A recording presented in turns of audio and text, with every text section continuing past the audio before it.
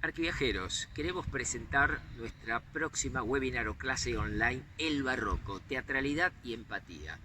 El Barroco nace en Italia. La primer parte, el primer módulo, vamos a hablar sobre el Barroco romano. Nace en Italia con Bernini y Borromini, los divos del Barroco, esos personajes que de alguna manera generan una contraperspectiva.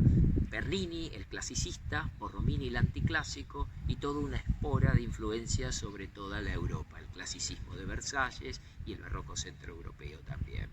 Y por supuesto, cuando llega a España se genera como una semilla, como un centrifugado, y a partir de España va a entrar en Hispanoamérica, y ahí es donde entra el segundo módulo del barroco hispanoamericano, la fusión de dos culturas, cómo se genera el choque entre las culturas precolombinas y la cultura hispana. México, Perú, el virreinato del Río de la Plata.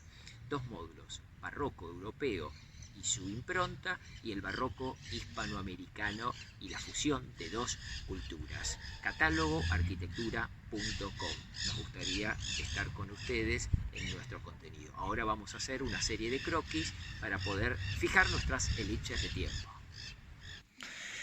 Arquiviajeros, el barroco es un proceso histórico que se da entre 1600 y 1750, en esta curva, en esta espacialidad, donde en realidad estamos viniendo y estamos siendo empujados por el manierismo entre 1500 y 1600 y por el renacimiento clásico entre 1420, 1500 y 1520. En este lugar es donde el barroco toma su fuerza y donde en Italia se empieza a dividir en estas tendencias. Por un lado Bernini, un barroco mucho más clasicista, y por otro lado Borromini, un barroco mucho más expresionista y mucho más sensual. A su vez, este barroco va a ejercer siempre dentro de esta curva temporal una influencia en el centro de Europa, en Francia, más Inglaterra, y por supuesto vamos a caer en la península hispánica. Y de España vamos a llegar al barroco hispanoamericano, donde entre 1600